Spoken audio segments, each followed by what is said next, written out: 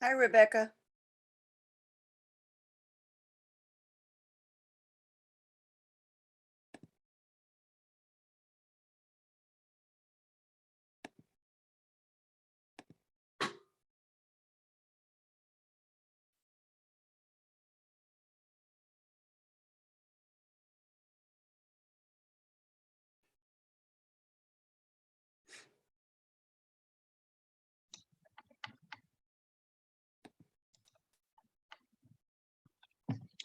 Hi, Lovey. How are you?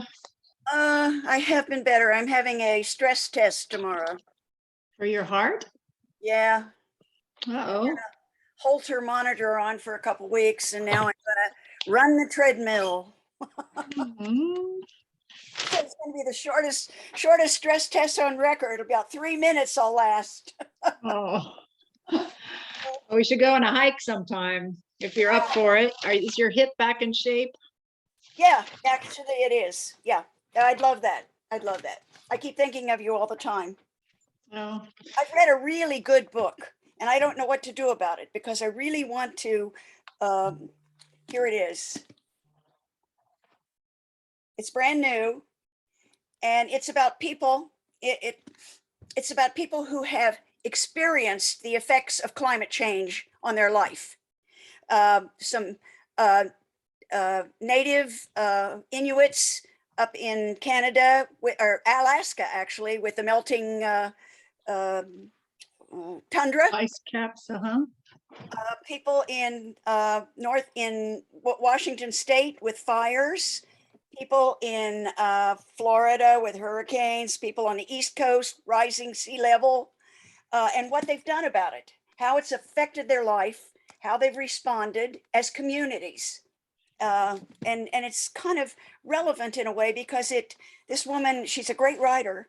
Um, she's able to go to these places and talk to these people, and then, you know, I really liked it. I mean, I've stopped reading a lot of books. I mean, we know it's real. I don't need the fact books anymore. I need, how do people deal with it? That's the Yeah. important thing. And it's just, I don't know. So I'm going to write up a little thing blurb, and maybe we can post it on the forum. Yeah, that would be great. I'll try that. Yeah, I've been doing the All You Can Save. I'm in that book circle for that. Excellent book. Yep. But it's also very sobering. Yes. That's extremely well written by all the different participants. That's why, I sort of stopped that kind of book. And that's why this book struck me so well. It's got a positive thing to it about how people are coping. Well, it's good to 'Cause know that we're all we'll gonna, survive. yeah, we're all gonna get there someday. Some of us. Some of us will. Ugh. Oh, Are you really in Philadelphia, Scott? I truly am in Philadelphia. Poor thing. It truly is late at night. Yeah, having done that. Yeah. All right. Yeah, you've done that. You've done that from Europe, haven't you, Rebecca? Yes, at 5 a.m. Yeah. So my goal would be to have the meeting last no longer than an hour and a half. That's the usual goal, but if it could be shorter, that would be great. All right. Says it's 10 o'clock. Why don't we give one more minute for people to arrive?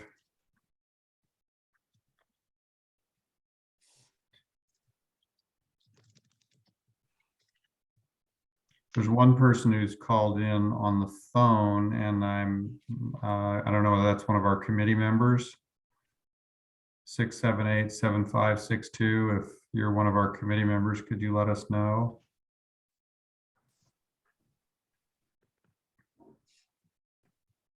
Hey, I'm I'm a Beth resident. Gilbrin. Oh, sorry, go My ahead. name is- I'm just a resident. Go ahead, please.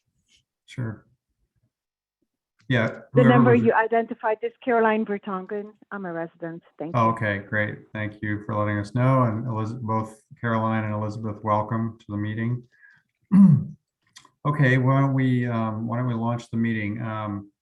It looks like we do have a quorum, so I will do the roll call. Rebecca Flynn, Yes. Scott Elrod, yes. Lovey Taylor, Here, Ronnie Krasinski.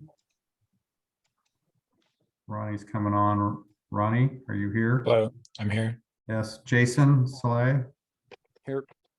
Walt, I know is not going to be here, and Anita also said she would not be here. So I think all of us are here except for those two. So with that, we'll launch the meeting. Okay. And I mean, there's already a hand up. Caroline, I think that's you, but I think we need to get the meeting underway before we can actually, and there'll be open communications in a moment. So we'll invite you to speak at that moment when we get there, which will be quite soon. So the first order of business is oral communications. Okay, we're there. So anything not on the current agenda, people from either the committee or the public are welcome to speak. So let me go in the order in which hands have been raised. Caroline, please go ahead and unmute and yes, tell us what you'd like to say.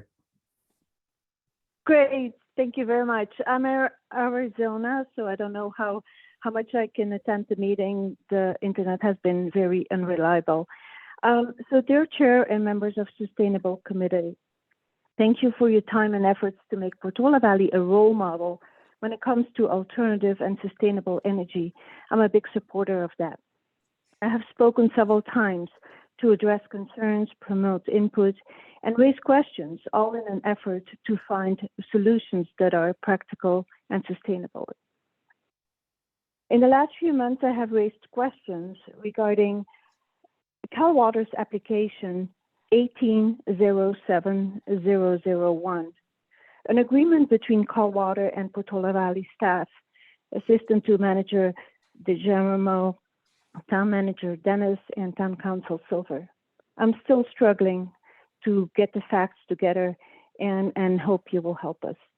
Application 1807001 was a decision approving a partial settlement agreement, ruling on post-hearing motions, and authorizing Cal Water's recent general rate increase for 2020, 21, and 22. We never saw this on Town Council agenda or any committee's agenda. We residents of Portola Valley have raised and continue to raise the issues with Cal Water, the quality of our water, water pressure, and related issues like our fire hydrants. And we have done this at least for the last 7 years. Our concerns can be found in and reported in Town Council meetings, in minutes, and shared written communication. I hope that the committee will help us find out what the facts are regarding this agreement and help us to resolve the ongoing issues regarding Cal Water. Thank you. So maybe Brandy or Mary Ann, do you have a sense of what the committee can and should do in that regard, or whether, to whom Caroline could go to get more information, or what's the right approach here? I think Caroline's brought this up in one of our meetings previously, and I can't recall what the answer was, but Brandy, were you going to say something?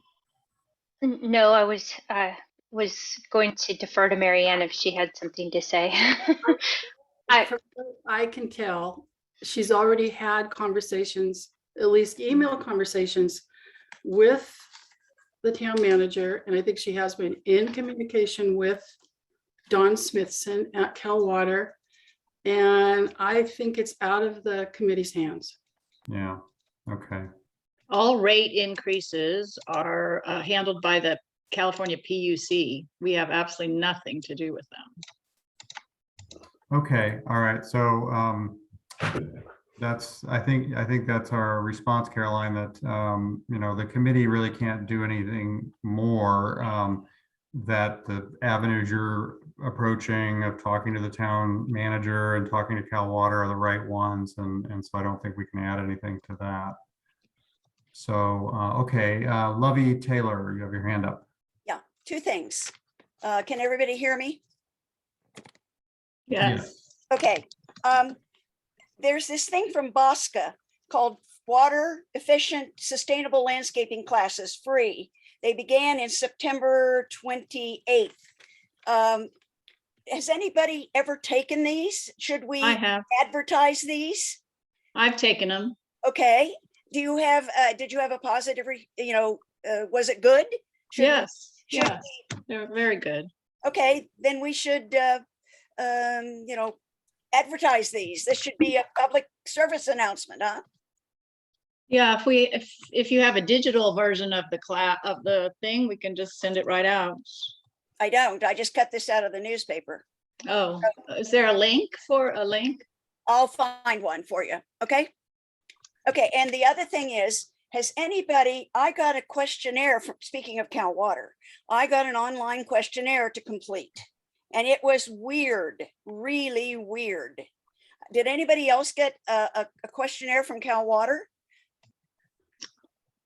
Did it, I mean, it was bizarre. They seemed more concerned about this. Okay, one of the major concerns was safety of the water and the smell of the water and the taste of the water. And would I consider giving up my bottled water for, Cal Water? That was a large number of the questions. I mean, they never got around.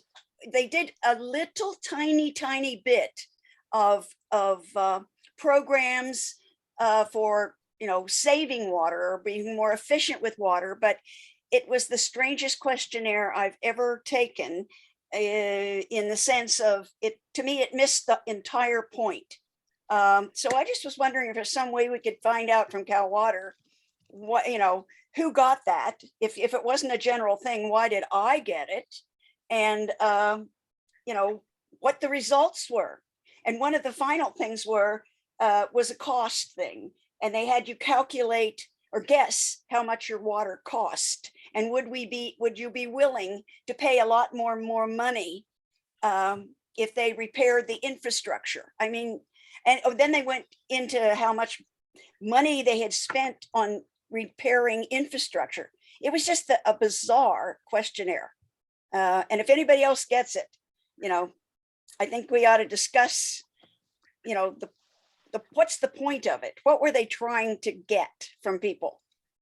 So Brandy, are you aware of the survey and what its intent is? And does that sound odd? And should somebody from the town staff inquire, or should we inquire as to what prompted that survey, or what should we do? I'm not aware of the survey, but Marianne and I are meeting, and Melvin and Jeremy are meeting with Cal Water next week. So I'll bring it up in that meeting. I made a note of it. My guess. Do you want me to send you, I still have the email, and it says, follow this link. It's not, you can't get my response, but you can get my invitation. Shall I send it to you? Sure, that would be great. That would be very helpful. Thanks, Lovey. And then, so we'll ask them, but I'm guessing that it has something to do with the annual water quality report that they normally put out. But I would just be guessing. So we'll talk to them next week when we meet with them and ask them. But if you send me the survey, that would be great. Okay, I will do that. Great. I have one item for the open communication. I had a chance to have a Zoom meeting with Brandy and with Melvin, who's also on the call right now, and got a little bit of feedback about a few things. One was that, we set our priorities for the committee. We did that voting exercise earlier on. And Brandy's request was that we consider adding one item that didn't really make it on our top list, because there's been a significant request from the public for more information related to the drought, and that we might go in and work on those web pages. So just not all the web page, we had the whole exercise plan for revamping all the web pages, but concluded that wasn't the highest, the best use of our time. But Brandy's asked that we might just focus on the drought piece because of the number of questions that are coming in. So we can take that up. I guess not this meeting, but next meeting we could plan to talk about that. That was one item. The other second was that town staff, and I think everybody senses this with the safety element, the housing element, and everything else. Town staff is pretty slammed with activities, and so there was one request that came via a member of our committee and myself to Brandy, and it sort of for a new topic. And the request is that if we have new things we want to add to what staff might help us with, that we consider that as a committee together and really think about that in the context of all of our priorities. And if we're going to add things, we probably are going to need to delete some things because they're really pretty maxed out right now. So it's just a note to us that we should try to stick with our priorities, and if something else rises to a higher level of priority, we should look at that in the context of the whole list and shuffle the list, and then come back with a new set of what we think is the most important. So anybody else? Yeah, I have a couple things. I've been attending the PG&E electrification webinars, and they've been quite good. I went to one called Making Hot Water the Zero Carbon Way, all about sort of hydronic heating and heat pump hot water heaters. The other one was retrofitting homes for electrification, which is a lot about heat pumps for your HVAC replacement. And then I didn't report it, but a few weeks ago, I went on the PCE Green Home Tour, and I went and visited a bunch of homes all the way from, well, I didn't go as far as San Jose, but Sunnyvale up through San Carlos. People opened up their homes to show what they had done to become completely electric. And it was really interesting. I learned a lot. People have put in, most people had induction stoves, so that was kind of a given. But other people had some pretty impressive setups for their heating, using heat pumps, using chiller heat pumps. One woman had a heat pump to heat her pool that she combined with some solar, radiant solar tubes on top of her roof. Another woman I didn't even know that this was really possible, but she had in-floor radiant heat that she could run essentially the heat pump backwards so that it would run cold water in her floors to act as essentially air conditioning to cool the house down. So they were all sorts of very interesting things there. So I would encourage people next time they offer this sort of thing, if you're interested in electrifying your house, to go and see what people have done. Great, thanks. I had one other, which is, which I forgot. So I'll come back to it in a second. Any other open? Oh, I know what it was. So the induction cooktop, yeah. So progress on the induction cooktop. Brandy ordered it. It has been received. I have it in my garage. I've made the write-up that would go on, or made a draft of the write-up that would go on the Portola Valley Library website. We've also had the town attorney sign off on the liability release. So it's really in the hands of the library right now to get the back end stuff set up so that they can start loaning it out.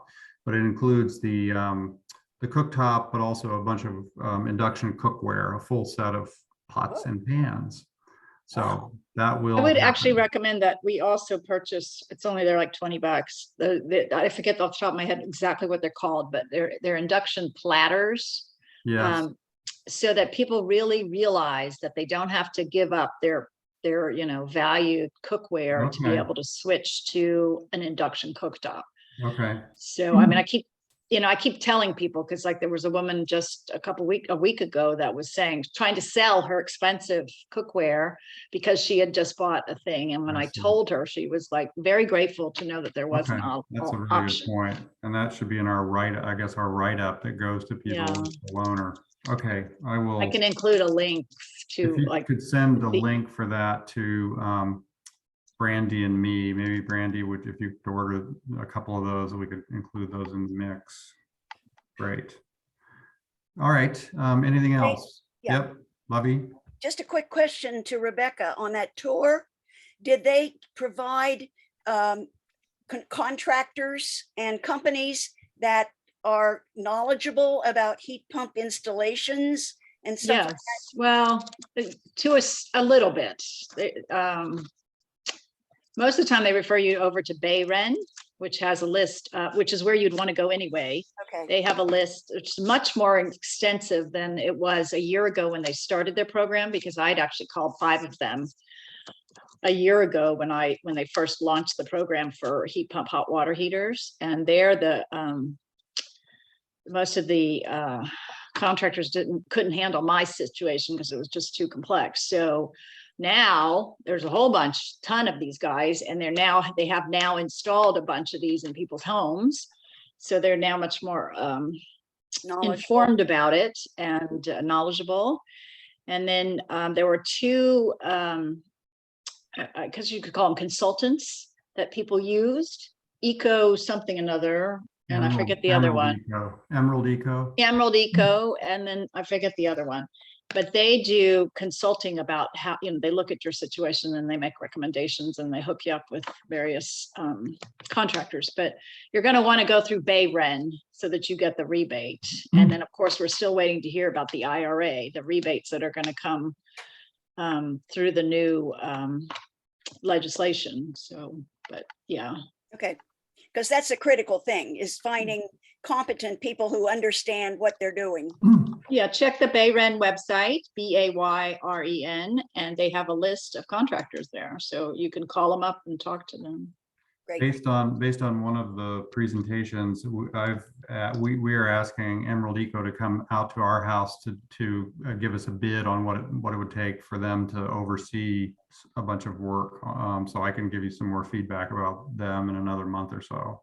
That would Good. be great. Do they charge for you to come out to do the bid, or? For the first bid, no, they'll come out and, look at your electrical panel and advise you on what changes might be needed there. But, our first step would be battery backup and a transfer switch. And so they're gonna they won't charge us just to come out and sort of assess the situation and give us a bid. So Keep a diary. keep a diary. Okay, will do. Okay, let's move on. The next thing in the agenda is introductions. I don't think we have any of those. If Anita were here, actually the next item after that is presentations and announcements, which I chose to use for talking about one member change to our committee. Walt has decided to step down. He has a serious medical condition.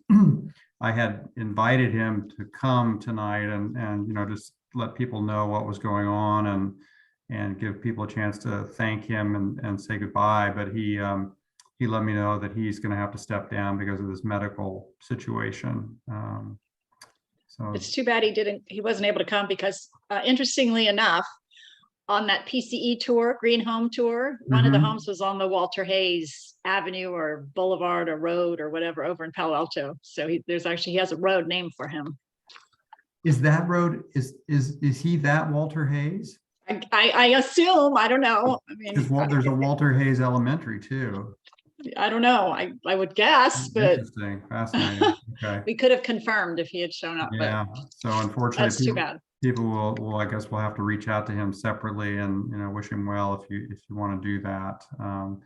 So that does lead us to the question of additional members. I've got that on the agenda a bit later. With that, I think we move on to the approval of minutes. Are there any suggested changes to the minutes that Jay, I think it was Jay, you put the minutes together, right? Yeah, thank you, Jay. Lovey. Okay, my name is misspelled 3 times. Okay, we can fix One- that. One time it's correct, and 3 times it's wrong. It's in item 6, old business, Mhm. the WELO update, item C and D. It's LOVEY. Gotcha. I apologize. There were a few other typos, so I don't know I don't know, off the top of my head, I don't know what they are, but there was sort of in the same area where Levy's Okay. name was misspelled. I will, how about if I need to send on the final one to Melissa. So why don't I just go through it really carefully and I will fix Lovey's name and then I will send it on to Melissa. And I don't know if we're required to list absent committee members. I do, but I don't know if that's an actual requirement. So I missed that meeting. So Okay, that could be added, I think. And Scott, if you want to make it Loverine, that's fine with me. You know, just do a Okay. whatever, just not LOVIE, Okay. not me. Listing of absent committee members. Yeah, I think we have to do that. We have to be more rigorous in general. If you went, hopefully many of us attended the Brown Act Yes. training, which was pretty interesting, and we have to be more rigorous in a few things. And one of them is taking a roll call for any vote and actually getting votes by name, so that, you know, we have an auditable record of who said yes, who said no, et cetera. There's not too much more than that, but I think also having the list of absent committee members applies to that. So who else was absent last time? That was you, Rebecca, and Walt was not there. okay. Was he? Well, I can infer it from the list of people who were there, so that's fine. It's I got it. Okay. All right. And I missed an announcement. Can I have permission to give one announcement that I missed? Anita has formally been approved by the town council as a member of the committee. So she regretted to have to miss her very first official meeting, but she's on a plane somewhere. So, but she's approved. She's a member. Okay. Okay. So with those changes, I guess we need a motion to approve the minutes with those changes. I make make a a mo- motion. Oh, go ahead. I'll second it. I make a motion. Okay, and Lovey seconds it. All those in favor, actually, I need to do a roll call.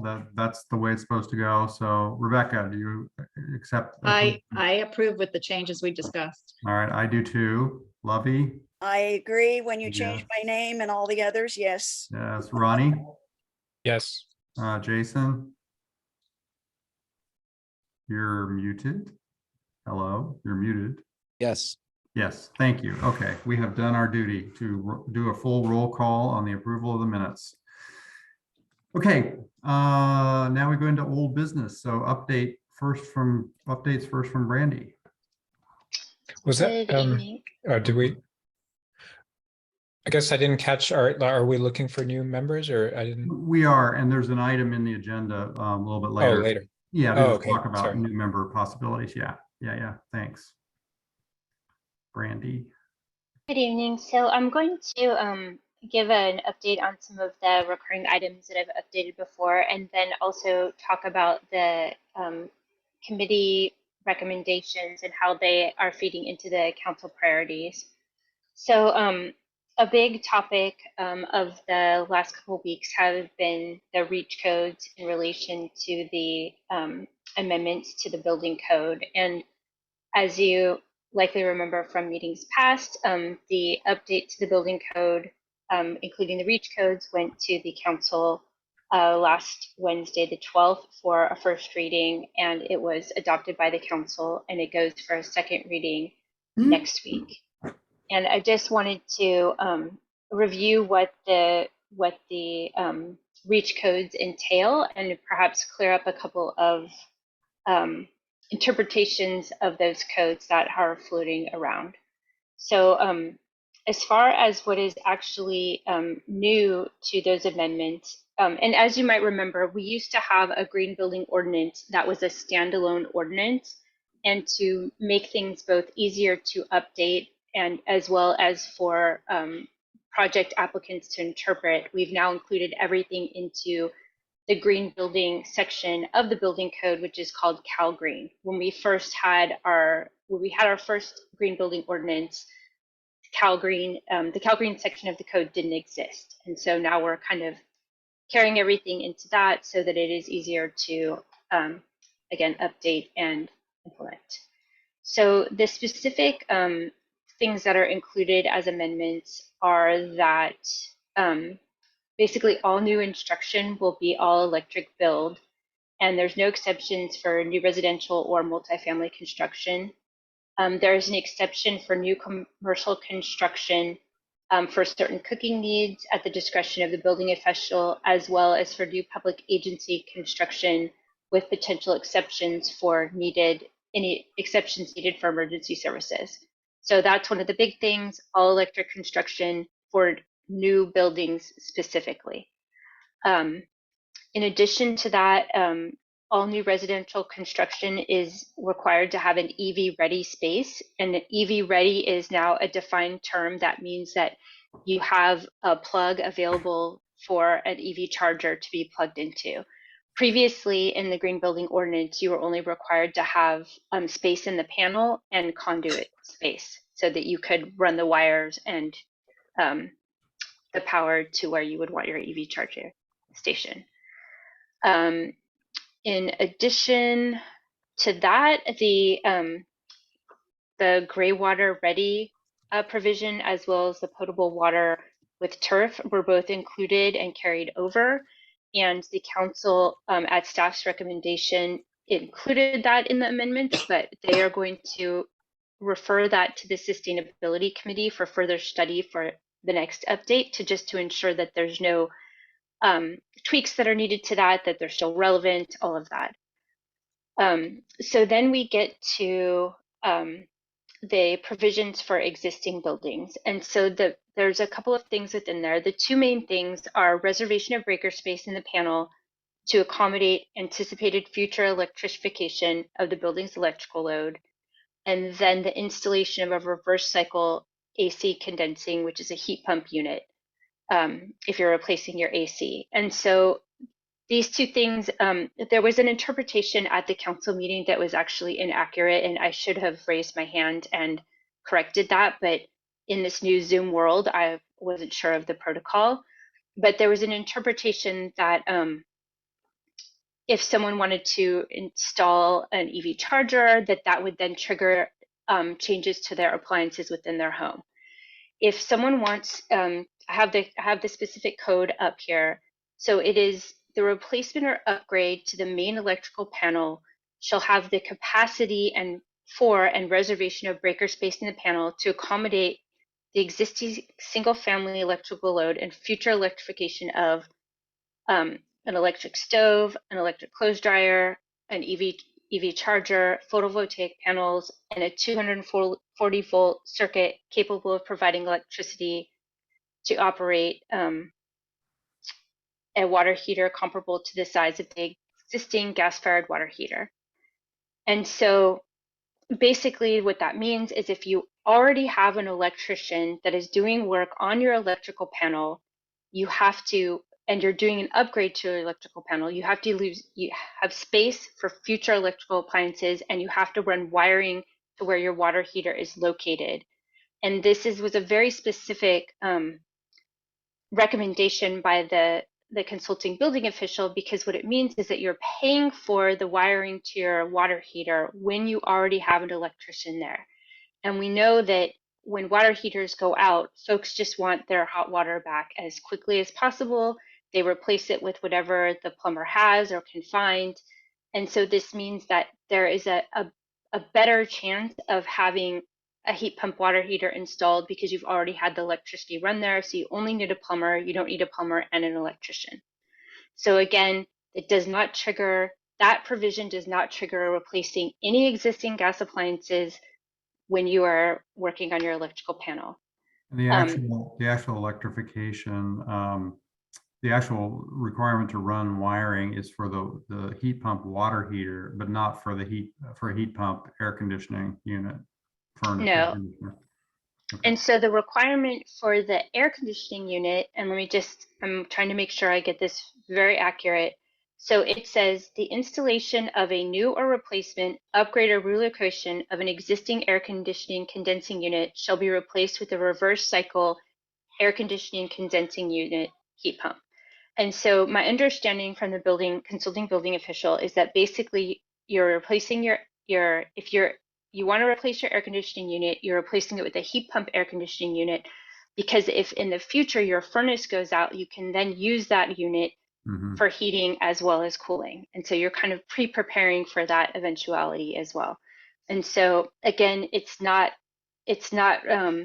plucking out folks, gas appliances in their existing buildings. So just wanted to clear all of that up. So the other thing that the council decided to do, and this was in response to a letter that council received from fossil fuel free buildings of Silicon Valley, that was actually requesting burnout ordinances, which staff explained to the council the reasoning for what we did instead.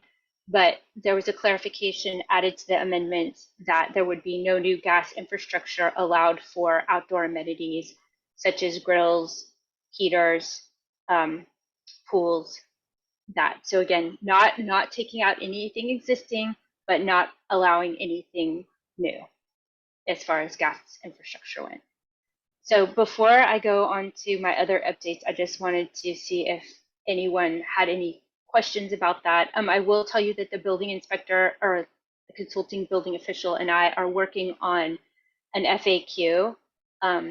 So I have his list up here. He has about 10 questions. So we're going to try and help folks understand what this reach code actually means. So if you have any questions, feel free to email them to me and we'll include them in the FAQ.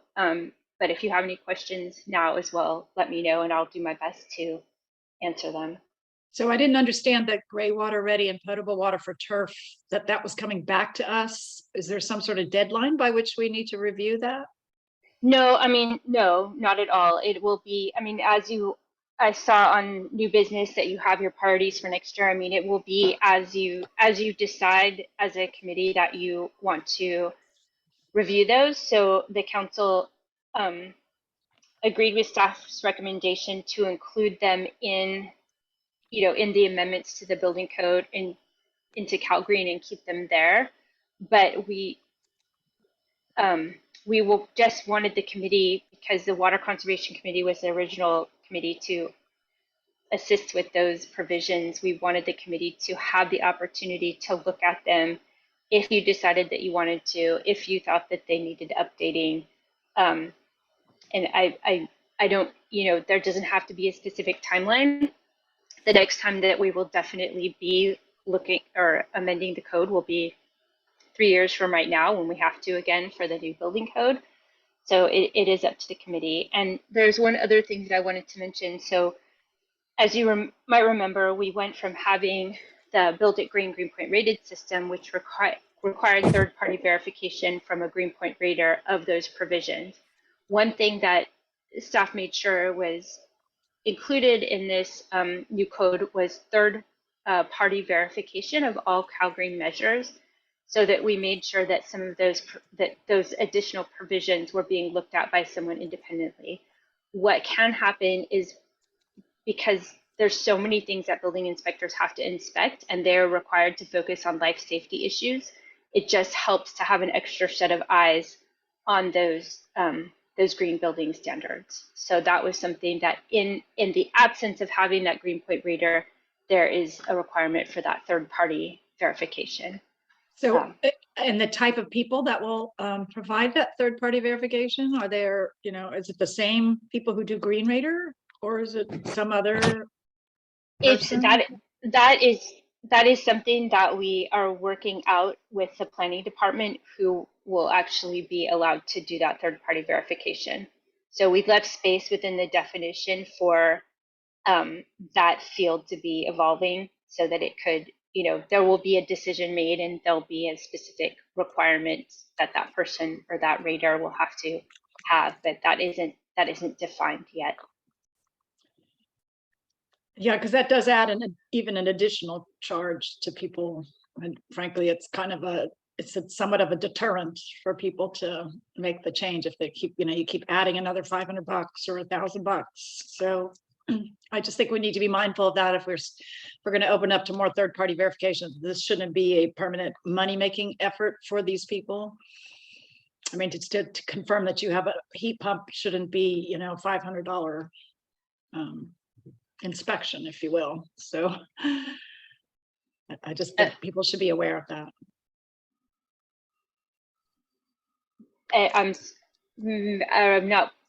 I'm not fully understanding what you're saying, Rebecca. When you say people should be aware of that, you mean they're aware that they just should have it all inspected at once, so they're not incurring multiple charges, or?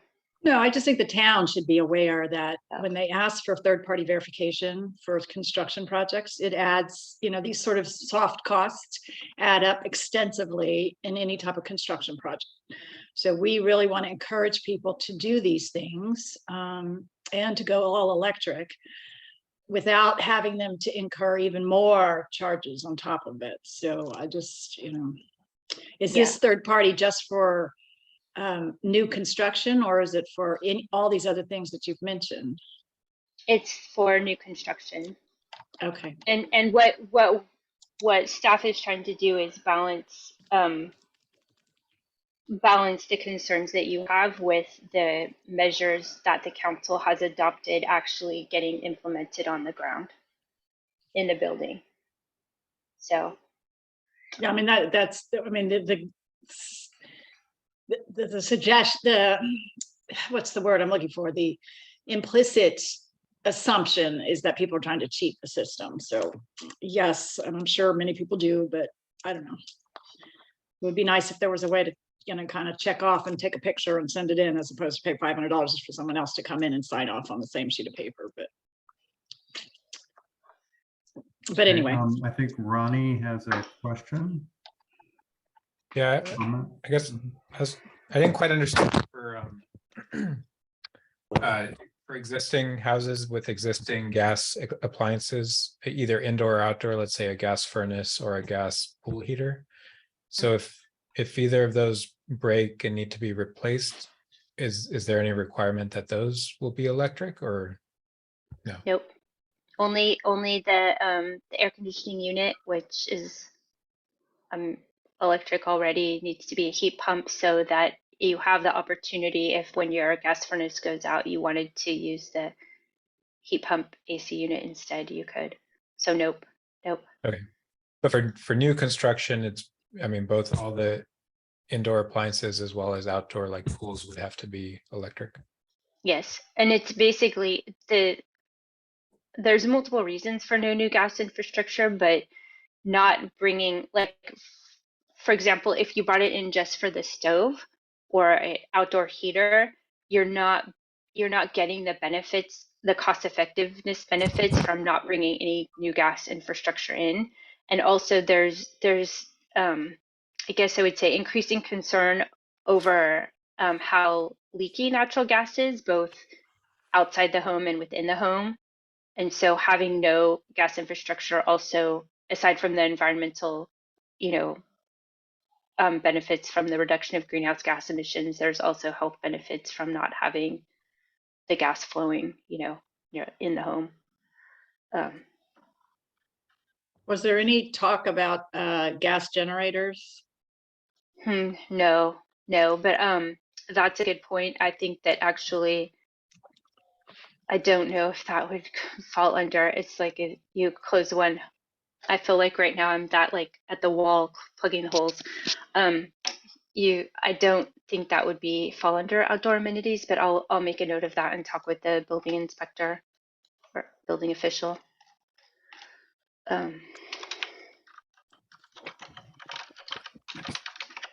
Okay, any other questions about that before I give updates on other? When is that?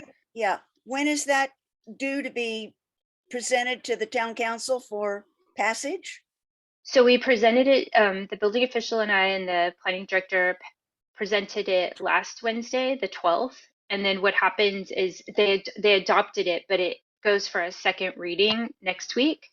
And so normally it goes on the consent agenda, but if the council decides to pull it, they can pull it and talk about it, but it will go for its like official adoption next week, but we won't be presenting on it. It's because we did the presentation last week. And so when will be the official start date if it, goes through the council this next time? Is there going to be right then, or is it No, January 2023, or when will the new building code be enforced? so it starts on January 1st, 2023. So because the amendments are now part of the building code, everything is in alignment and will all start on January 1st. Okay. And one of the reasons we did it so far in advance of January 1st was because we didn't know if we were going to have to take it to the California Energy Commission for approval. So you need 60 days to do that, but also so that we would have plenty of time to help educate, do education and outreach on the new provisions. So. And you Any don't other- need to do that then? You don't need to take it to the California Energy Council? No, the feedback that we got was that because the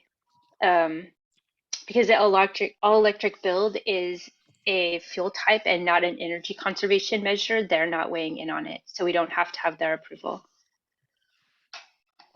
In the past with Build It Green, it's the Build It Green Greenpoint rated checklist has always included a provision to go like 10% above the energy code or 15% above the energy code. And so that's what triggered it going to the CEC. Okay, great. Thank you for your efforts on this. Yes, thank you. Thanks for the good questions.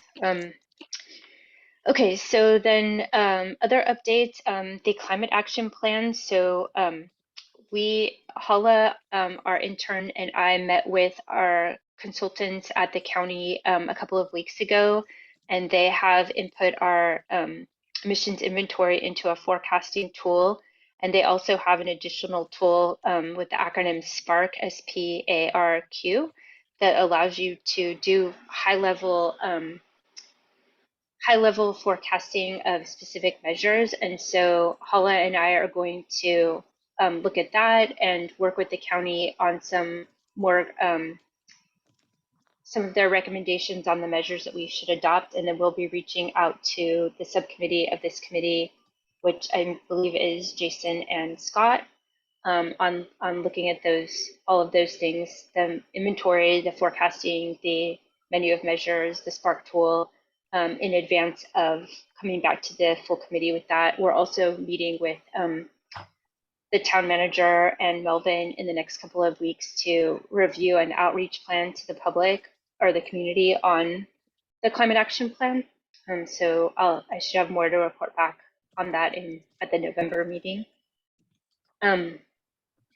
SB 1383, you might remember that. So we have completed our first electronic annual report with the State Department of Recycling, and we also were required to submit a compost capacity study. So we've done those two things. And one thing that that I wanted to mention to the committee in reference to the MWELO, I had talked about the fact that we might bring one provision to the council in the MWELO in advance of the committee doing their work on that. And what we've learned through CalRecycle is we can use the MWELO to help meet the town's compost and mulch procurement requirement. And so if the town works with project applicants to purchase SB 1383 certified compost or mulch, then we can include that in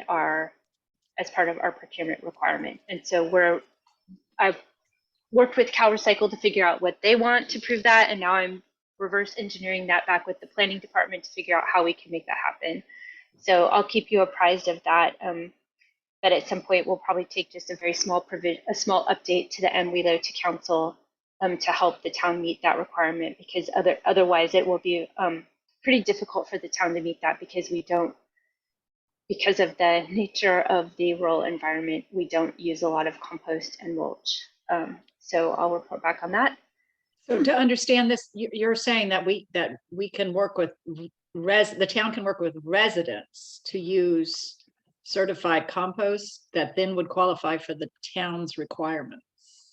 Is that what I'm Yes. understanding? Okay. So if the town, because what I learned from Howard in discussing how to meet this procurement requirement, so the town is, I think, required to buy something like 350, give or take, tons of compost or mulch every year. We currently buy about 10 yards. So that is there's a very big discrepancy in that. And so Howard and I were brainstorming ways to do this, and he's like, well, if we worked with the project applicants, they're using, 10 to 20 tons on potentially on every project. And so then in my research on the MWELO and trying to meet all of the standards, I saw this provision for using the MWELO to meet the procurement requirement. And so basically, since these projects are already using these massive quantities of compost and mulch, if you require them to purchase SB 1383 certified products, they can help meet that procurement requirement without So the town buying it. Who provides SB 1383 certified compost? I'm glad you asked, Rebecca. So Green Waste actually has about 10 to 12 different products, and Linkso has 2. So Who? those are the two, And- yes. Did you say think so? Linkso, Lingso. I haven't researched any others, but those are just the 2 that we know. And before, I've created an internal web page that has where I'm keeping track of all of this. So once we do that, I'll obviously reach out and see if anyone else is using it. But What about Wheeler Farms and Web Ranch? I will put that on my to-do list to reach out to them. That's interesting you say Web Ranch, because Melvin and I were talking earlier today, and we were thinking that we could get Web Ranch to use some compost, but if they're making it, they probably don't need it from us. They have a huge operation for their horses, with their horses. Oh, okay. It's quite impressive, actually. I Well, toured thank it you. That's, last I mean, year. if yeah. if they could figure out what they need to do if they haven't already to meet that requirement, I mean, that would be. I'm sure they would, because that- they have bubblers going through the compost. They have it tested all the time. It's very impressive. And that would help. Like right now, the biggest cost to getting compost delivered is actually the transportation of the compost. It's not the compost itself. So that would really cut down on the cost and the emissions of bringing Well, that I wouldn't compost say here. that. It's pretty pricey, and delivery is quite pricey. So Okay. I wouldn't Well, assume that. Well, thank you. I will reach out to those 2 entities to see, and even if they aren't doing that, to plant the seed that to do that. So and then the smart water meters. So we are meeting with Marianne, Melvin, Jeremy, and I are meeting with Cal Water, as I mentioned, next week to get an update on the smart water meters. So I will, once I know more about that after that meeting, I'll give you an update in November. If not sooner, if there's something to let you know sooner, I can figure out what the proper procedure is to email you now. So I will do that. And then the other thing, so as Scott mentioned, he and I met with Melvin to talk about council priorities in relation to committee recommendations. So one of the council priorities is to support the committee's priorities and recommendations. And so we were talking with Scott about kind of bringing this more to the forefront of the committee's agendas, so that we have that integration between your work and council priorities. And as you think about those going into that meeting in January, this will all help. And so Melvin has started, I think as of the next council meeting, providing an update on the council priorities. And I think that update will be quarterly. And so I helped Melvin include updates on this committee's, on your recommendations of things you're working on. And so at a high level, those things are community education, smart water meter usage with Cal Water Education and Outreach, the Climate Action Plan, existing building stock electrification ordinances, demonstrations, and preparing for the drought. And then you also on your recommendations had it far down on the list, but was updating the website. And as Scott mentioned, in response to increased interest in the website because of the drought, I realized that I really could use some help updating that. And we have lots of things on there that we haven't updated since the last drought. We had the H2O No tool, which is no longer available to us. So that was where that kind of came from. So you will see those updates in the council packet next week. And I think that is it, unless anyone has any other questions for me.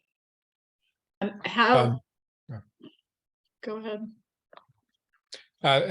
I guess back to the green building ordinance, there was a note in the town council meeting summary that the sustainability committee was supposed to review some aspects in the future, I think related to cost exceptions or something. I didn't catch if you mentioned what that was about. Oh, let me check my notes. That does ring a bell, and let me see.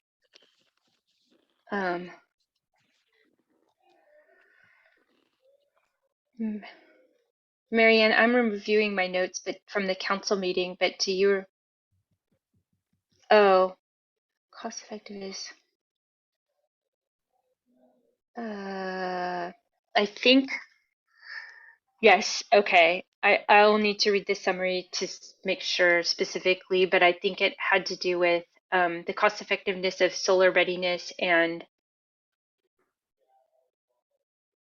additions and alterations. Because, okay, this was in response to a comment made by a Greenpoint Raider that in us, I can't think of the proper word, in us not using the Greenpoint rated system anymore, that we had lost some of the energy efficiencies that were resulting from using that system in smaller projects, including additions and alterations. And so I think that it was referring back to the committee how to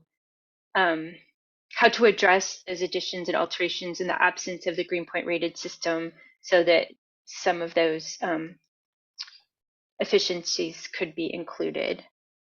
And I think, yeah. And then solar readiness, that was something we said staff would bring back, because that was the one thing in the previous iteration of the green building ordinance, there was an augmentation to the solar zone. So instead of having to have 250 feet, you got to have 500, but those would trigger that CEC approval. And we wanted to have more time to study it and not hold up the rest of the provisions from going to council, because the cost effectiveness studies for those items are not out yet. And normally, because the town is so small, we wait for a larger entity to do them, and then we just piggyback on them before we go to the CEC. So I think those were the two things. Does that, Marianne, does that sound right? Okay. That sounds right to me. Well, I've done a lot of talking all at once. Did Rebecca, did you have I forgot now what order, I think.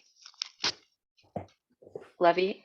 Yeah, I have just a real quick question about this new building, green building ordinance for, an ADU is considered a new building, I take it, a new construction. But the rules for, if you're building an ADU and you've got an older house that has gas something or others, it's not going to affect that. How does that work? So the ADU, the new construction in the ADU has to be all electric, but it's not going to impact your existing building. Okay, that's all I needed to know. Thank you. Did you have something else, Rebecca? Yeah. I wanted to ask just logistically how we go about, what would be the best way to go about updating the website? Because we had started on that project and I had started on the drought section, but I hadn't gotten far enough to send anything to Carrie, and it also seemed a little bit burdensome to have to go through so many, I don't know, as opposed to just making changes in a dashboard. Having to send it to somebody who then makes the changes and then I have to go back and check and see if it, whatever. So anyway, I'm just asking, what's a practical way of updating the website? Rebecca, how would you feel about you and I and Carrie meeting to just kind of figure out what that best way would be? I mean, we can, you probably remember that in the past Al had access to it, and what we can do is we can copy all the pages, you can edit them, and we can just have it, we can set it up so there's an approval required before they're published. So, we don't. That would be fine. I just don't have time between now and this year. I can do it in January if I'm the one that's going to be working on it, but I wouldn't be able to do it before January. So I'm not What sure. about for a meeting though, where you just are reaching decisions, delete this section, replace this with X, Y, or Z, and you, Rebecca, don't have to do all that work necessarily, but you're just helping give guidance about, or collectively deciding what stays and what gets thrown out. Is that what you're suggesting, Brandy? I would suggest, yes, that sounds amazing, but also, I've done a little bit of that just out of self-preservation, but I was more suggesting, like, because I don't manage the Carrie anymore, who manages the website. I was suggesting that we bring her in to make sure that we all are in agreement on a process for updating it. But it would also be great to have a working meeting where if Rebecca did have an hour, we could just, we can edit it quickly together, and get it in it. You can achieve a lot in an hour, just to clean it up. And then it wouldn't just be me working in a vacuum deciding, what should stay and what should go. I don't see myself having an hour between now and I'm going to be traveling middle of November. So right before Thanksgiving, I'll probably have an hour that, when I get back, that's the soonest. I absolutely can't do it now. Okay, well, I'll, why don't you send me some dates at work after Thanksgiving, and I'll talk to Carrie in my next meeting with her. And November's better than January, so. Okay. Okay, sounds good. Okay, thanks, Brandy. Yes, Mary Ann, it's yours. Well, Brandy updated you on everything from the council meeting and the upcoming Cal Water meeting. I did attend an RMCP, that's CCAG Resource Management Climate Protection Committee meeting, but most of the items were pertained to larger cities or cities with low-income communities. There was one item having to do with a new plan review software that would run compliance checks and process building permit approvals for rooftop solar, since there's a new law that mandates that all cities have a streamlined process for solar. However, I think we're exempted because we're so small, but it's called the organization that presented is National Renewable Energy Labs, and they're one of 17 labs that's been funded by the Department of Energy, and their product is called Solar APP Plus. And it actually was even mentioned in the fact sheet from the White House. So it does look pretty interesting. I guess I'll have to talk to Brandy, and who else would I talk to about this, Brandy? Whether it would be relevant to us? Probably we need to bring Laura into it, but let's you and I talk first and see if I can find out enough information, since planning is inundated right now. Essentially, how it works is an installer pays a $25 fee. They go through these 4 steps, and then you come in and submit I don't even know if you come in, you probably do it online, submit an application, and you can get it permitted in that same day. There is also a grant program for cities, and up to $40,000 in cities under 50,000 population. So it's an interesting thing that I think I'll share with the staff. As I said, the other things were super interesting. One is this mobility feasibility study and plan for rolling out e-bikes in a couple communities. I believe they're going to be rolled out in Redwood City and North Fair Oaks and Daly City, Broadmoor and Colma. And these would be used for a couple different reasons. Close to transit, so you could get off the bus or the train and then hop on an e-bike to get where you need to go.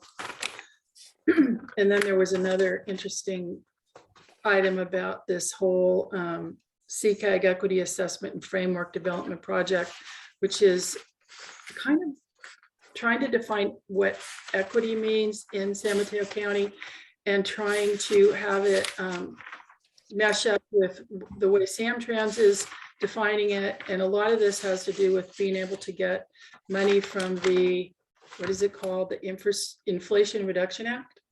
There's a ton of money.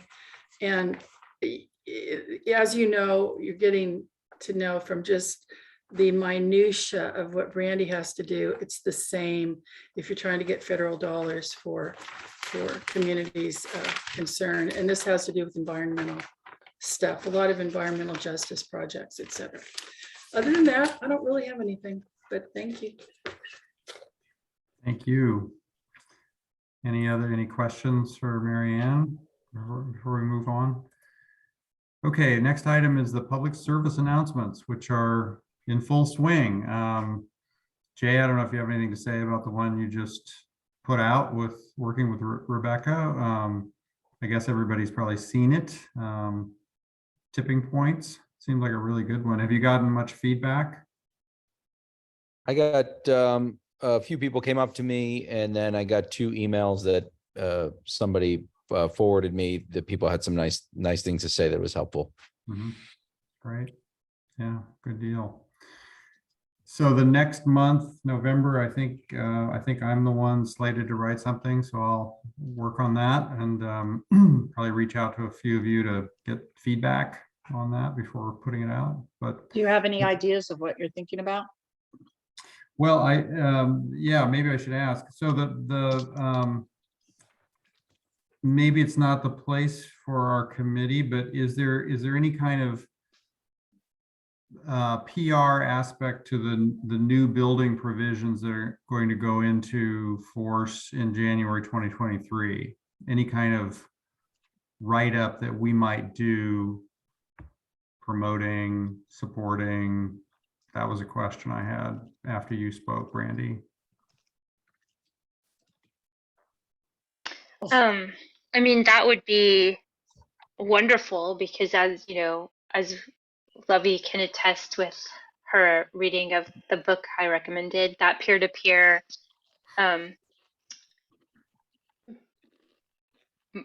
influencing is the best way. I mean, I think that maybe some of the stuff that Rebecca has been attending, like letting folks know about that.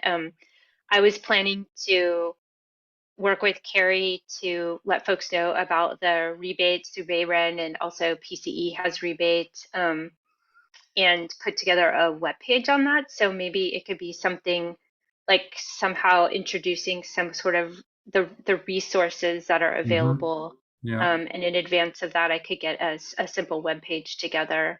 Yeah. And then also you could use it too. You could use it at the same time to market the 2 demonstration items that you have through the library. Right. Yeah. Those are great ideas. These need to be short. I mean, maybe there could be 2 of them. I mean, the demonstration items might be a separate one, but and we've already announced those. When we get the inductive cooktop available, obviously that'll be a separate announcement. But okay, those are good ones. Let me think about it and then, come back to a few people for comments. Okay.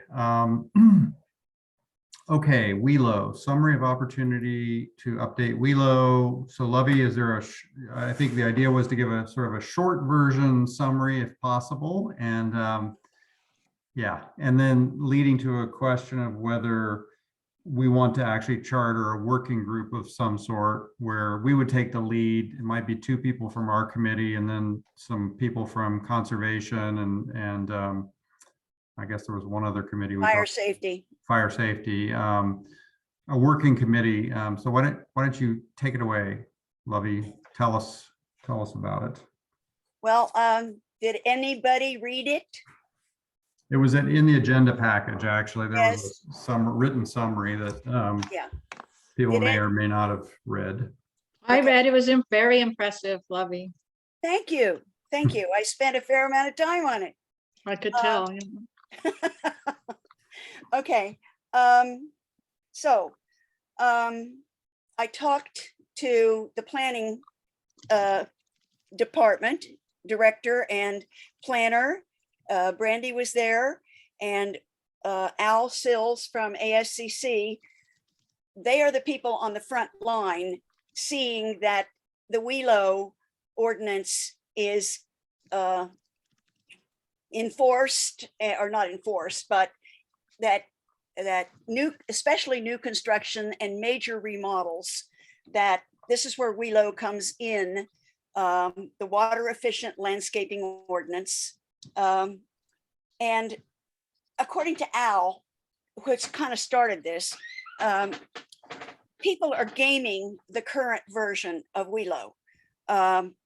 The people who do it are the landscape architects and the irrigation specialists, because you need, on these big new projects, you need professionals. Now, I suppose a committed individual could do it, but it's the big projects, you know, the 1 + 1 acres more, that are the places where they want to maximize their MAWA, it's called, the maximum allowable water usage. And they go through a complicated set of calculations, the owner does, through their landscape architect and their irrigation specialist, to get this number so that they can have a big water budget okayed. And anyway, if anybody is going to be on this committee, I think we should also include Al Sills, because this guy is the point man on enforcing this. It seems it's his baby, if you will. The other ASCC committee members aren't as committed maybe to, or don't. Well, anyway, Al goes through these plans with a fine-tooth comb, and my hat's off to him, because I went through one of them that was about 1 inch thick. And you know, the poor planning people, they have to go through these, every hydrozone, every sprinkler has to be on the plans. I mean, they're incredibly detailed. Anyway, I think it's something we should really look into, because I just compared my water usage to a MAWA of a similar property. It's a new property, but it's in Westridge, about the same size as mine. And their MAWA was 6 times what I use in a year. So, you know, it sort of struck me that this needs looked at. It's complicated. The plans are complicated. The formulas are complicated. And if you read, I tried to be as specific as possible, but places where there's just a couple places that they have room to sort of wiggle. And those, I think, are easy enough to fix. They include the fact that plants in landscape are chosen from a list from UC Davis, and the plants are classified as low, high, and medium water usage. And you on your landscape plan, you have to say what plants you're going to plant. And of course, the range for each plant in each category. It's not a certain number. It's a range of numbers. And that's an easy one to fix. Forget the range, make it a number, a single number, because they always pick the high number, to get more water. And the other thing, those things like temporary irrigation. So can I make a suggestion that, Yeah. I mean, that we not go too much deeper into the Okay. details, but I think the punchline that you offered was really what I think the whole committee needs to consider, which is this is significant. It's an impact we could have.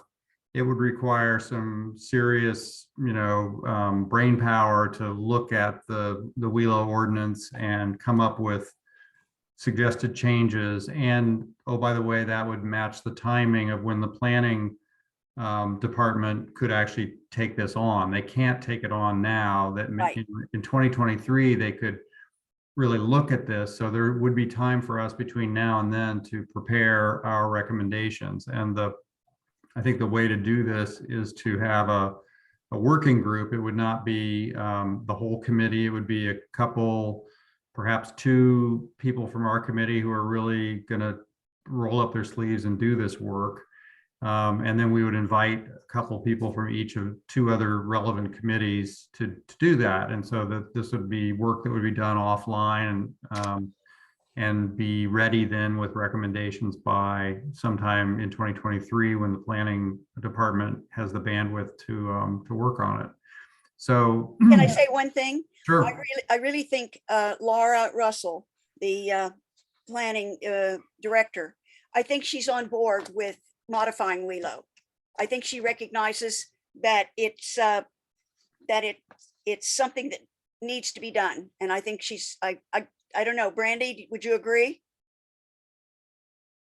Yes, I agree. I think as long as we work within their timeline, and I think there's plenty of work to do in the meantime before they're ready, I agree she's on board. And the fact that will make time between now and when they're ready to help us, I think is, Great, good. demonstrates that.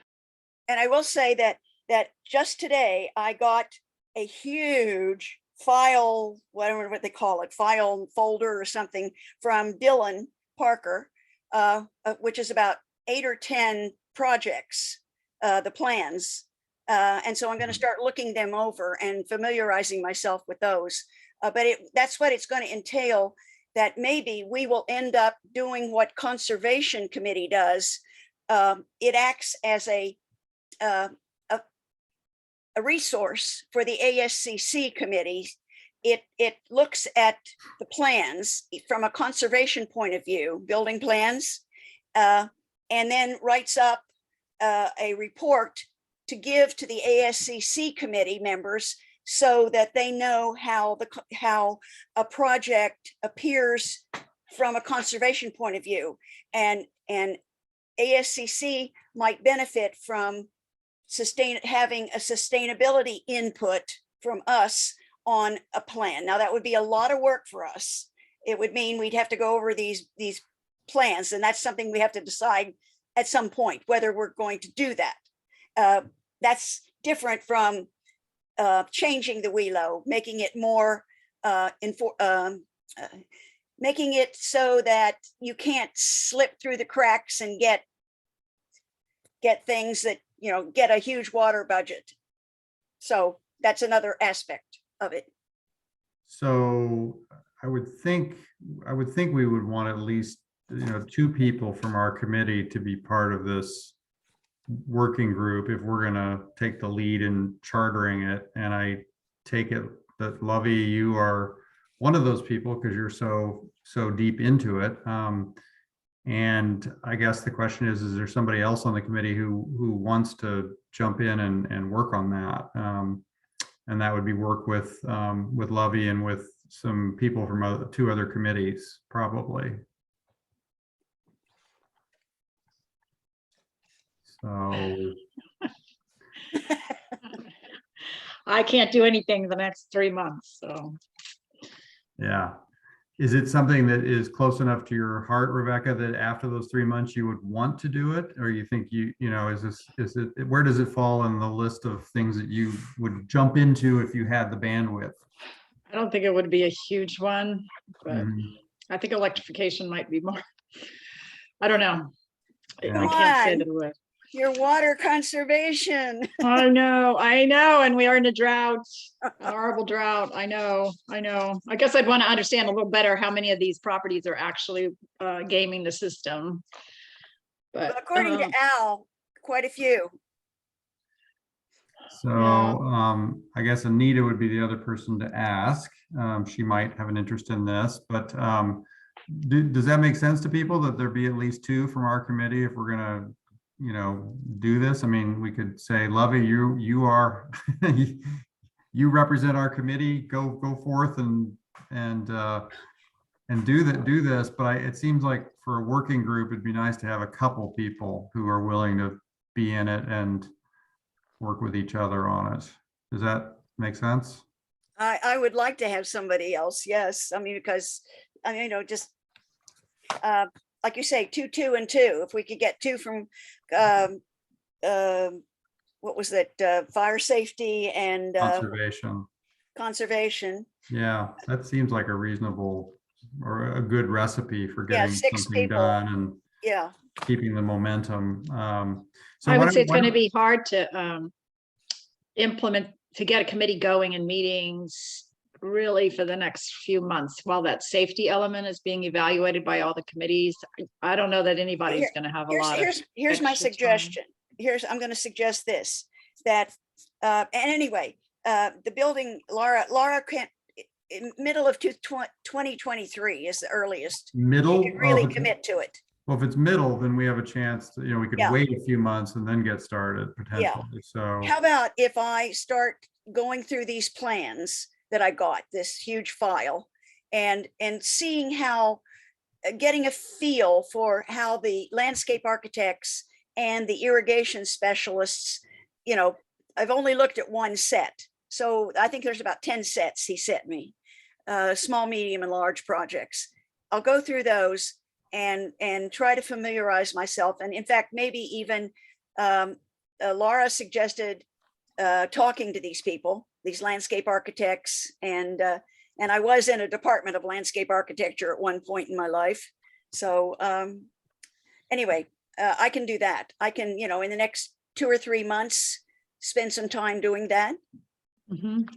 that sounds good. And then maybe others on the committee can think about whether they would want to step in and help you. And but I think by the time, by early next year, if we're going to really create a working group, I think we should have 2 people working together from our committee on it.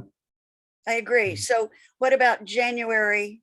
I mean, give Yeah, people till January? Let's set it as a goal to come back to it in January and, basically get a report from you on what you've learned and decide whether we have, a couple of folks who could, Well, what about, are we going to get some new people on the committee maybe? we'll talk about that in a minute. Yeah. I mean, Okay. yes, potentially one more to replace Walt. Okay. Thank you, Lovey. I wish you guys would read it though, and give me feedback on what you think. I would love to have some feedback on that report. I thought it was excellent, Lovey. So I don't I know, did Ronnie and Jason, did you happen to notice that was in the package? It may, and. I did not. I apologize. Okay. Yeah, so if folks can read it and give any feedback to Lovey, that would be great. I would really, really appreciate that. I just want to make sure that, I'm focused on the right stuff. I think I am, but it's nice to know.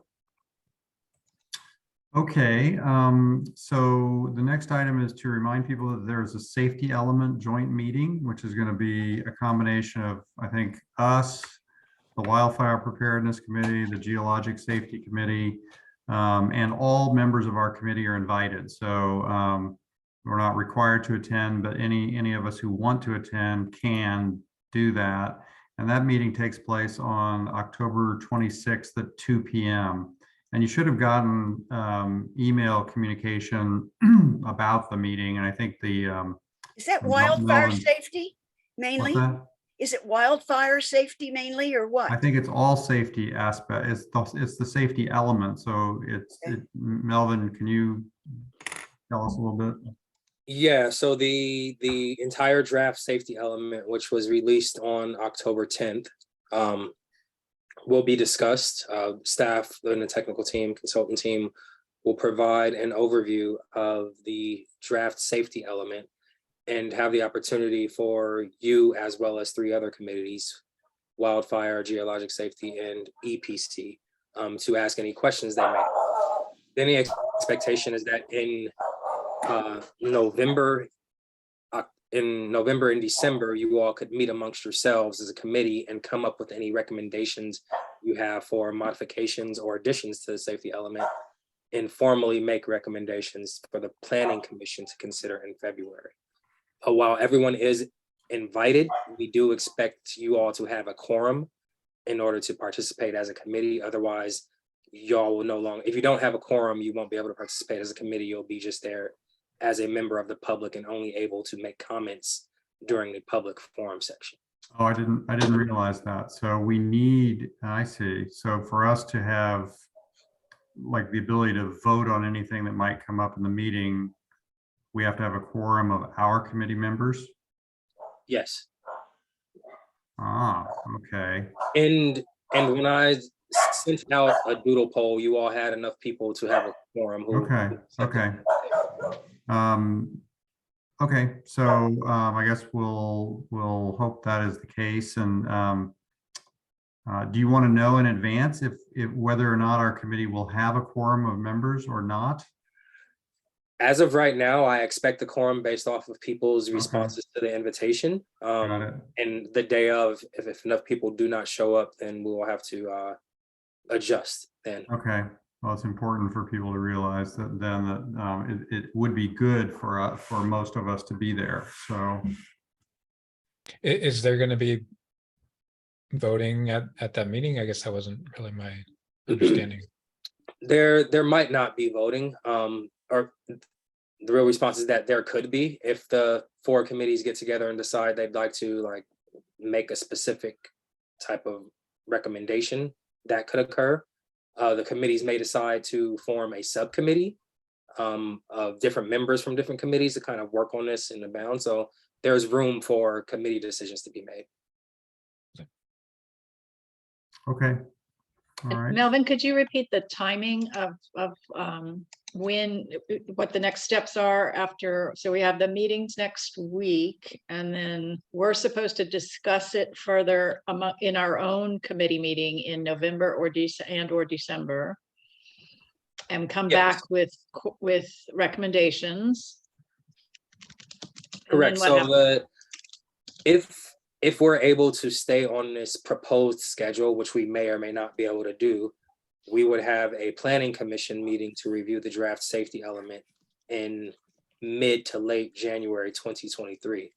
So we're asking all of the 4 committees who reviewed memos earlier this year to provide any recommendations by mid-January, so that staff will have the opportunity to look at those recommendations and assess them to see, make sure they are consistent with state law and best practices and the recommendations from the fire district and such. Just give the staff opportunity to respond to the recommendations that committee members make. If we don't have time, we'll still forward those recommendations to the planning commission. Okay, great, thank Okay. you. Great, thanks. Can I ask, is there a particular aspect of the safety element that the sustainability committee would be expected to kind of have input on? Yeah, so back in May, we presented a memo on climate change and resiliency to the sustainability committee. And that memo is now a component of the safety element. So that would be the particular component of the safety element that the sustainability committee has already provided input on. However, you're allowed, and as a community member, to comment on any element of any component of the safety element. Great, thank you, Melvin. All right, last item of old business is finding new members. So with Walt's departure from the committee, we now have 6 active members. We have a charter of being able to have 7 members. So a quorum is really defined in terms of that 7. So a quorum is 4, which we've been able to achieve in all of the recent meetings. That's great. It would be wonderful to have one more member, though, to fill out the 7. Do any of us have ideas for somebody we might pull into the committee, convinced that that is a worthy endeavor?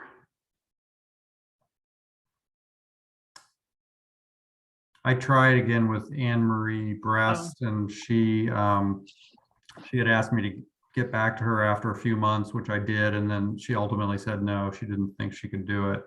The other one was, I think it was Judy Murphy. It was I'm going to go back to the same fellow that attended 1 or 2 of our meetings some time ago and see if maybe he has changed his view of whether he might want to join us. Any other ideas? I just check on the town website, it says 5 to 9 members. And you mentioned our charter could be 5 members, 7 members, 9 members. I think it has to be an odd number, but and it was, let me make sure I got this right. It was 9 members, but we didn't have 9 active people on the committee. And so we reduced the charter to 7 so that a quorum is now 4 instead of a quorum being 5. Right. So we can size the committee, though, at 5, 7, or 9, depending upon what we prefer. And just given the difficulty of achieving a quorum, we talked about it and decided to shrink it down to 7. That being said, it'd be great to have a full complement of 7 people on the committee. So, well, why don't we think about this? And Excuse me. Sure, Elizabeth. Are you taking comments from the public? Absolutely. Yeah, please. Yeah, so I have no idea what it involves, but the reason I'm here tonight is that I just learned that PV has a sustainability committee, and it's something that I've become more interested in. I don't have a lot of expertise, but I've been studying and learning, and potentially looking for a way to help out with the fight against climate change right here in Portola Valley. Great. Thank you. Wonderful. Well, maybe I could talk to you sometime offline about what the committee does. And I mean, you've gotten a good idea of it, I think, probably tonight, but maybe we could have a conversation in the next week or so. Yeah, I don't think I have comment. I don't think you have the comment function here. But right. If you tell me your email address, I could send you mine. Yeah, sure. I'll give you mine, and yeah, if you drop me a note, that'd be great to talk further. That's wonderful. It's Scott Elrod, SCOTTELROD #1 @gmail.com. Got it. Yeah, great. Great. Well, thanks. I'll send you my info right now. Fantastic. Thanks, Elizabeth. Okay. Well, in the category of new business, which we're moving on to now, there is an interest from there's a Woodside committee, which covers a number of topics, including sustainability, but they're sort of a hybrid of sustainability and conservation. And they reached out to us. Actually, I think there was some communication going around saying that they had reached out to us, but we'd never responded. And that was odd because we never had gotten the message, basically, that they had reached out to us. And that was in regards to something specific. But the result of that conversation was to decide that, yes, we do want to meet with the Woodside folks, and we do want to compare notes on what we're each doing and see whether there are areas to collaborate on. And it would be our committee and 2 others from Portola Valley meeting with this committee in Woodside. And so I think it's conservation and it's nature and science plus sustainability on our side meeting together with this committee in Woodside, and it'd just be a working meeting to talk about what each of our groups is doing, and you know, see from there whether there are interesting things to do together. We need a couple people to represent our committee to that discussion. I'm game to be one of the people. Is there somebody else who would want to join me in being part of that meeting? It would take place probably in, could be November, might be December, may not happen until January, because essentially we're looking for a common date that works for, I guess, 8 people if each of those committees provides 2 representatives. Anybody interested in joining that? Yeah, Jay? Okay, great. Yeah. So I'll confer with you, Jay, about dates. We'll probably end up doing a doodle poll, and once we have the names of people from each of the 4 different committees, we'll set that up and do it. That's great. Thank you. So there's a committee, January 2023 workshop regarding major town council projects and expenditures. And this is something the town council does every year. And it's something at which they'd like to get inputs from all of the committees that operate. So they like, you know, our inputs to the major things that they would be focusing on in 2023. So we don't have time to talk about that today, but I just wanted to raise it and let you know that that would be a topic for our next meeting is, you know, to discuss what, if anything, we want to recommend that the town council take on, sort of big projects, big initiatives, new directions. I think they're interested in any of those kinds of inputs, and that would happen at a meeting in January. So we've got a couple months to prepare, and I was planning to make that be a major item for next month's agenda. Any questions about that one? The last item on here is the hybrid meetings. So there's a move afoot to go back to we'll go back to in-person meetings, which would mean, you know, at town center, but to make those meetings available either for in-person participation or by Zoom. And so they think they'll be ready to do that in December, and there'll be, you know, instructions about how to run the meeting, and it would allow us to meet each other face to face for those of us who can, but for others to be on Zoom. So sounds like a great step. Other people have an opinion about that.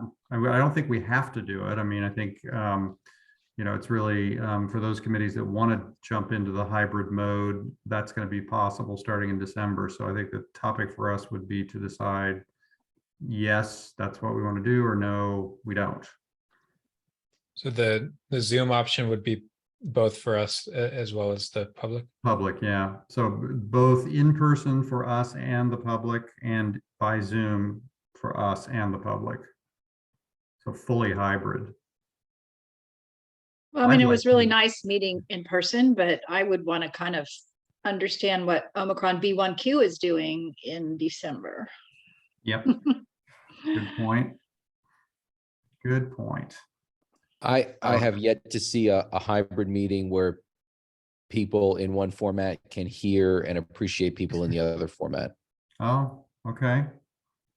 So that would be a no vote, it sounds like, just based on the, yeah. I think the town council meetings are hybrid now, and I guess it seems like a mixed bag, I guess, from what I've seen. I mean, sometimes it's hard to hear people, but I don't know.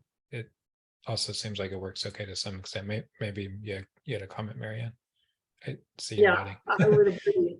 It's a mixed bag. I always go in person, and I wish everybody was in person. I think it is hard to hear. Some people have problems with their computers, and there's an audio issue. We've had problems on our side. It's not perfect. but I get, it's people want to be able to attend from home.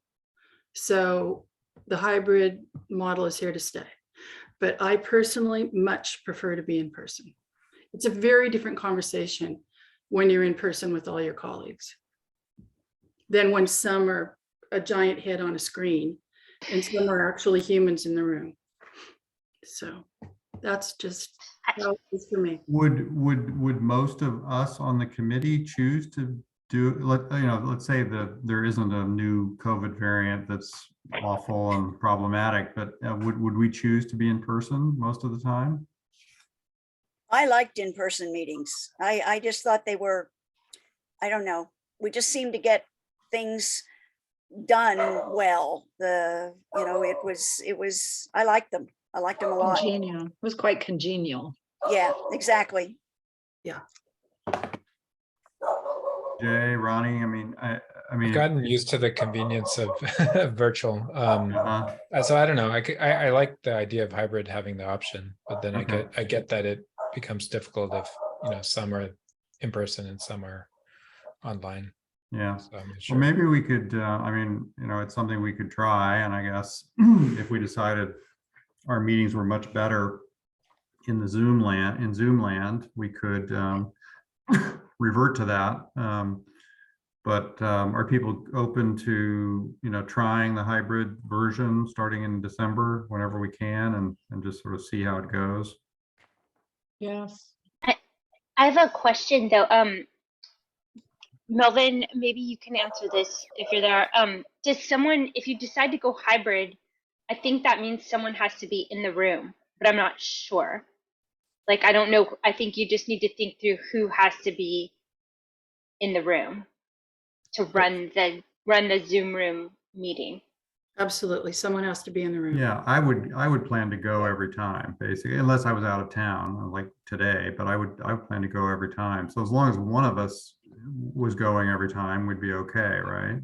Yes, and Yep, the town yep. intends to train multiple committee members how to run the hybrid meetings, and make sure you can set up the system is developed by a company called Coda, and you have to set up the Zoom room and know how to operate everything. It's fairly simple. Mhm. However, you just need to know how to do it. So the expectation would be that committees would have the ability to set that up themselves, with limited staff assistance. Okay. No staff would be present in that committee meeting, or no, you would be present. I guess you are in our meetings, but would you plan to come in person for those meetings? So the town manager has not required staff to come to meetings right now. The town council meetings, the Mhm. clerk comes. However, the town manager has not required other staff to Okay. attend meetings. And for committee meetings, you all are pseudo staffed by Brandy, and I try to attend as many meetings as I can, but Mhm. every committee does not have a staff who regularly attends. So the Yeah. expectation is that committees know how to do it. But it sounds like we can learn to run the system, and it'll be fine. So, okay. Well, I think it'd be great to try it. So in December, we'll try it. And once it's available for committees and maybe a few of us could agree to learn how to do it. Okay. That is it, except for topics for next time. I think we're going to want to talk about the safety element for sure.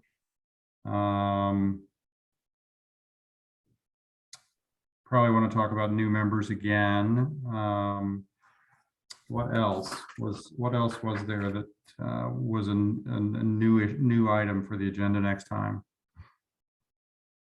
Well, probably the report out of the Cal Water meeting Okay. about the AMI. Yeah. And Scott, if you were on board with this, having just the committee priorities, like kind of, Oh yeah. I don't know how. Talking about that, are you thinking we would talk about that each time, or just to refresh people's memory of it once? I mean, even if you wanted to, like, we can always talk about it in my update or an oral communications, but even just maybe having it on the agenda at the bottom or something, just to kind of be Okay, that's a a good idea. touchstone. Yep, yep. And then whenever there's some topic related to that, we can talk about it. Yeah. Yes, that's good. And there was something else. What about the drought? Is there going to be something, I guess, you'll be talking, Brandy, next time after your meeting with Cal Water about drought issues? Our meeting with them is specifically about the smart water meters, but I'll use the opportunity to get an update on drought information and resources. Yeah, and I think that there was going to be an offline meeting related to the web pages at some point in time when Rebecca can spare an hour. And then All there right, was, and then- we were supposed to review solar readiness and the cost effectiveness of those efficiencies for small additions. I don't know when we would be planning to do that or what the time is for that. We can put that as an item on the agenda. I probably need to work with Melvin and Laura to better understand the timeline, but yeah, we can put that on there, and then hope, we'll see too if what happens next week when it gets adopted. Well, so let me ask, so the thing that I had forgotten was the council meeting that's going to take place in January, where they want to hear our inputs on major things they ought to focus on. Seems like that, that comes naturally out of us deciding what we want to focus on, what we think is the most important. We have that list of priorities. Should we go through that list again? Have that be maybe that could be the basis of the discussion for what we're going to suggest that the town emphasize. Yeah. Okay, so that all fits together then. We'll with what Brandy, with what you said about having our committee priorities there. So we'll actively talk about them next time, because that's going to be the basis for what we suggest the town might emphasize. Okay, anything else? Well, you will have decided your PSA by then, but I don't know that we need to.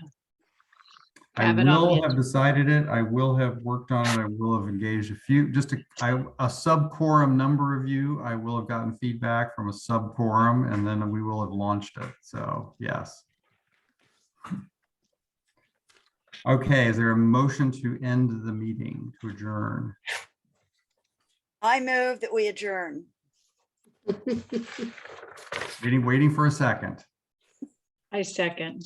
Okay, all those in favor of adjourning? Wait. Aye. Don't you have to stay, each person?